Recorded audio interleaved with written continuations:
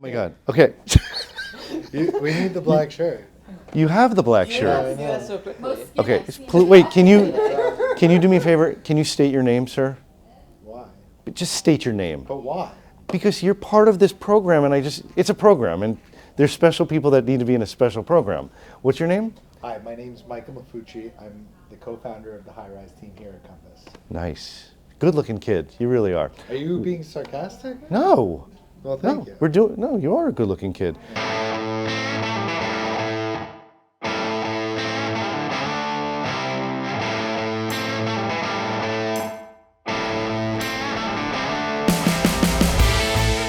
Hey, it's Paul Zweben of the Zweben team of Compass, and today you're going to learn about the things that really go on behind the scenes. A day in the life of Paul Zweben.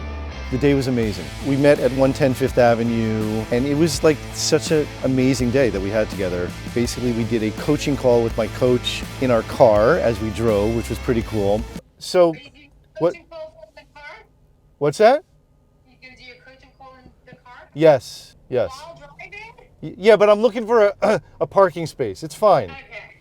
We met a potential teammate that we were hoping to get onto our team. We talked to a bunch of different agents and had some fun things between some funny guys and some serious guys. We talked to my manager, Doug Headings. He told us a little bit about why he wanted us to come to Compass, my wife and I and the team. Why did I want to bring Paul and Carol into to Compass? I have no idea, actually. And also Vince Stone, who was actually our recruiter, and what was his sort of key point where he was like, the Zwebens need to be here. The first conversation I had with Paul, the first thing he said to me was, every day I wake up hungry, ready to win and to learn and to share knowledge. We then came uptown to the building that we live on, which is on Riverside between 91st and 92nd. We took a look at the beautiful roof deck, and then we went into a unit that is now in contract in apartment 4B, and that's super exciting. Then I changed into a different suit and we made onion soup. And then this is where we are.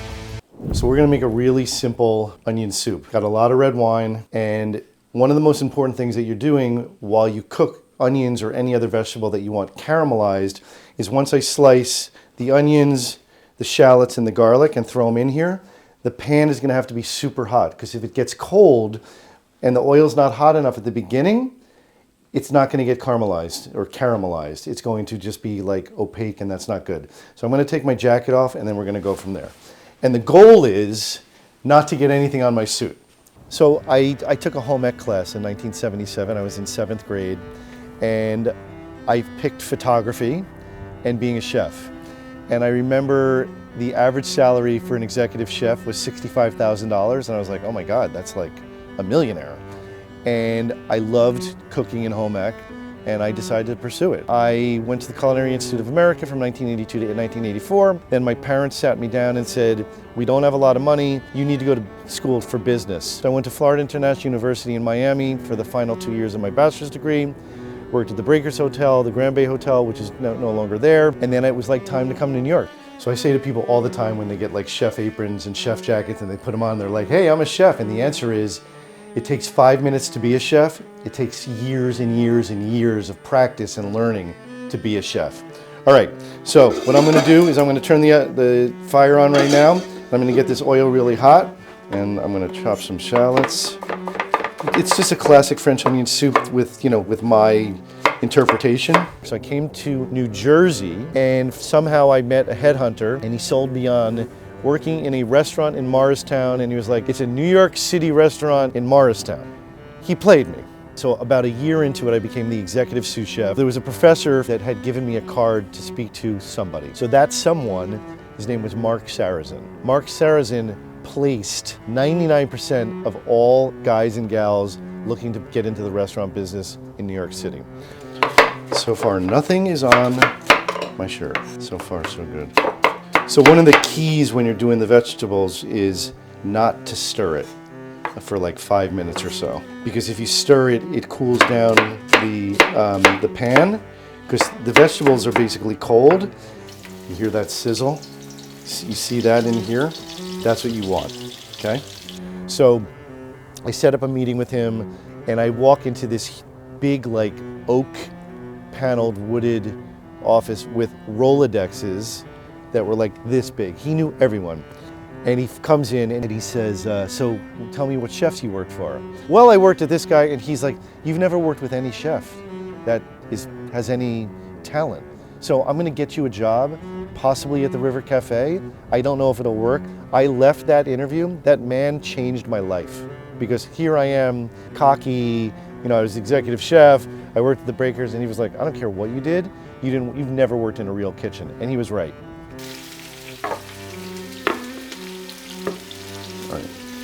So again, the key is not to touch the pot or the onions or the shallots or the garlic. Just let nature do its thing. Once the onions are done, the onions and the garlic and the shallots are done, I'm going to hit it with a bottle of Vampire Pinot Noir.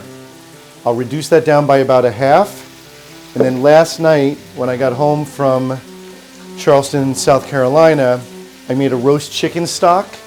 This is the stock. So the stock was only made with bones and not with any flesh, meaning like the breast meat or anything. So that's a stock. If I made it with the whole bird, meaning the bones and the flesh and the meat, that would be a broth. That's the difference between a stock and a broth. Watched pot never boils. So I drove over to the River Cafe. David Burke, who's been around for many, many years, like 30 years, he interviews me in his office to be a cook. And I was like, a cook? But I was a sous chef. And he's like, you're a cook, dude. I worked there for 3 years. And I remember distinctly saying to David, it's time. And he said, it is. So you see how it's starting to get color down there? That's what we want. But again, I'm not touching it.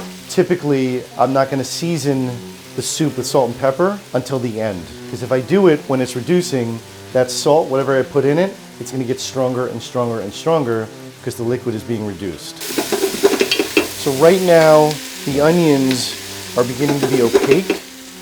And what we want is for them to get a little bit of color before we hit it with the red wine. You want there to be color, like a nice rich brown color. And again, I could make the onion soup and not caramelize the vegetables. I could just do it, and when they get opaque, I could hit them with the red wine. The more color you get on the onions and the garlic and the shallots, the more deep flavor you're gonna have for the onion soup. So in cooking, there's never enough wine. I have a bottle of Pinot Noir, and we're gonna hit the entire onion. Now, one of the reasons we're gonna reduce it is we also wanna cook the alcohol out of the soup. Because if you just pour it in and start serving it, you're gonna taste that rawness of the alcohol, and we don't want that. We just want the flavor of the Pinot Noir. So I got a job at Chelsea Central, and I got 2 stars from Brian Miller. Larry McIntyre really helped me. I was there for 2 years. And then these young guys reached out to me, and they were like, look, we're opening this big American family style restaurant. Think Carmine's Italian, but American.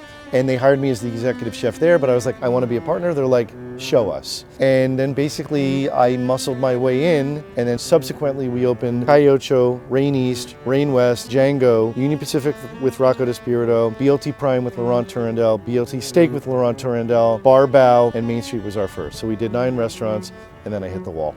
So on January 31st of 1992, I'm now dating myself, Brian Miller of the New York Times wrote a 2-star review. Now, if you ever read his reviews, you would read them, you felt like you were in the restaurant. You felt like you were eating the food. He was, I think, the best food writer ever at the New York Times. It was at Chelsea Central. Larry McIntyre was the owner. It was on 10th Avenue and 23rd Street. Back then, and many, many different chefs went through that kitchen. Donnie Pintabona, Tom Valente, Rick Moonen, me, Kevin Hager, tons of chefs went through there and then moved on to bigger and better things. The New York Times star system was 1 to 4 stars. 4 stars was like, and still is, like Danielle, the Bernardin, a couple others. A 1-star review, if you're a chef, you're not too happy about it. A 2-star review is extremely respectable. A 3-star review is like the River Cafe. 2 stars is very solid. I was very happy.